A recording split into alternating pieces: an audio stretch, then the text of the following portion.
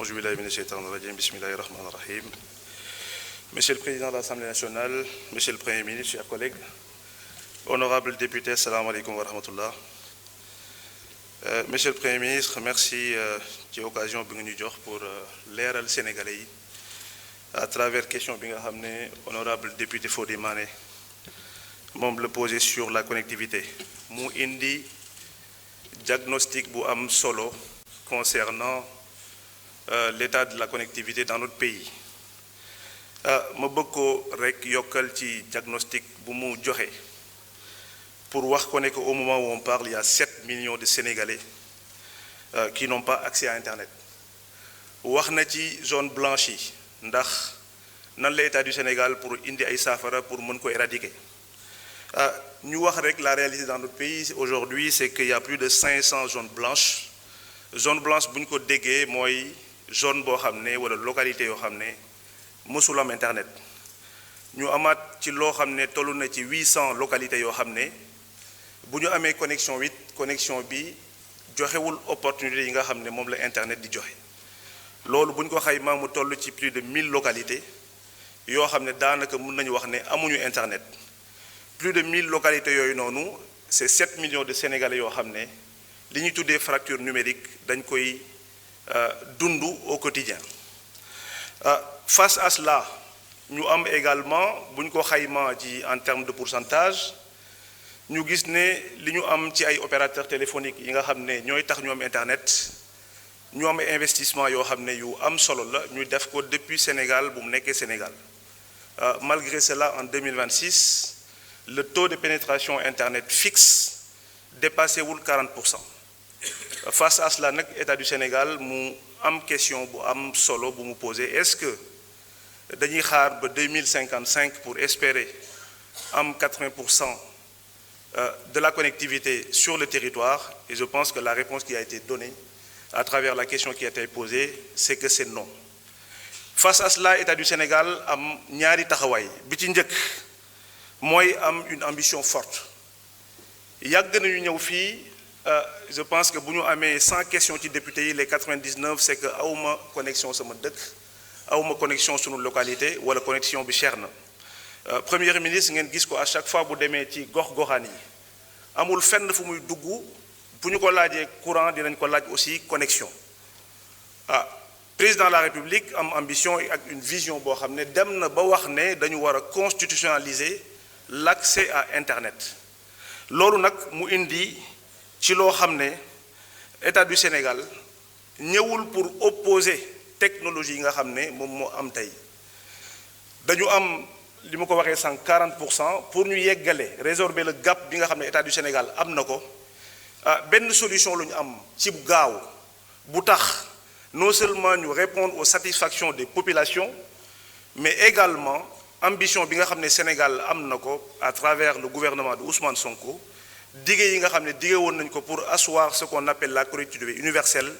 chose que notre pays n'a pas réussi en 60 ans d'existence qu'on a pu le réussir en moins de 24 mois et ça je pense que c'est une avancée technologique et stratégique pour notre pays pour ñëw ci question yi par rapport ak l'arrivée opérateur bi nga xam ne moom la honorable Fodé Mané tudd léegi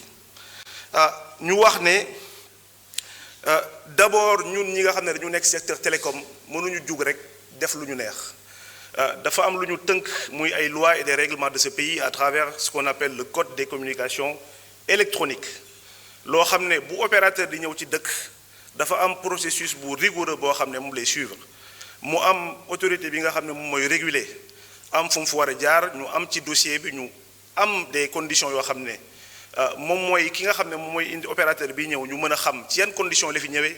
est-ce que respecte na le règlement ou pas et assurance bi mën a jox honorable député Fodé Mané mooy ce dossier a été traité de la manière la plus rigoureuse possible et que processus bi au même titre que les fournisseurs d'accès Internet yu am sunu dëkk subir na processus boobu noonu beneen élément bi ma ci mën a indi également wax na ci protection des données personnelles ci kaw processus boobu ma tudd léegi comité bi nga xam ne moom mooy gérer la protection des données personnelles au Sénégal nekk na ci communauté bi à travers le ministère bi nga xam ne moom moo ko jiite ministère des finances la présidence de la république le MCTN ñépp ñi nga xam ne war nañ ci jël ay dogal jël nañ ko ci ba Sénégal ñu mën a respecter de la manière la plus rigoureuse li nga xam ne dañ koy respecter ci opérateur boobu dina ko respecter ci dëkk bi. également infrastructure yi nga xam ne li ñuy wax la passerelle internet qui va permettre demain à ce que données personnelles yooyu noonu fu muy jaar pour ñu mën ci indi sécurisation bi war également ñu mën ko indi. wax na également sur la partie contrepartie financière maa ngi wax avancée technologique bi nga xam ne gouvernement de Ousmane Sonko indi na ko mais également le président de la République et le Premier ministre nous ont demandé d'impacter les populations parce que Internet fu muy yegg aujourd'hui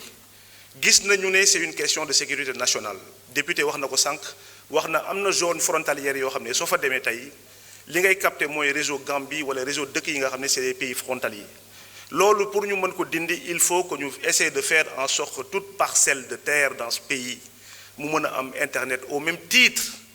que ñi nga xam ne Dakar la ñu war dëkk wala ñu dëkk ci dans les zones urbaines dem nañu ba Sénégal léegi daanaka kenn dematul village les directeurs les ministres wala boo ku dem village doo fa yendu parce que amul connexion Internet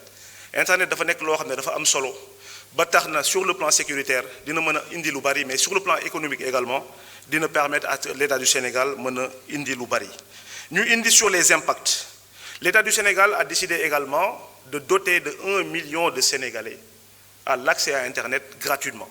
non seulement Internet dina dem fépp dootul yamati rek ma ci 40% de la population à partir de février 2026 Sénégal am na une couverture universelle mais également l'État du Sénégal a fait le choix mu jël zones yi nga xam ne c'est les zones les plus vulnérables moo xam école la moo xam université la moo xam dispensaire la moo xam plan Diomaye Casamance la moo xam c'est des wifi communautaires ñu dem ci village boo xam ne comme ni ko waa ASER di defee fu ñu def courant ñu mën fa def Internet parce que jàpp nañu ne ñi nekk Dakar ñi nekk ci village yi wala dans les zones reculées ils doivent bénéficier au même titre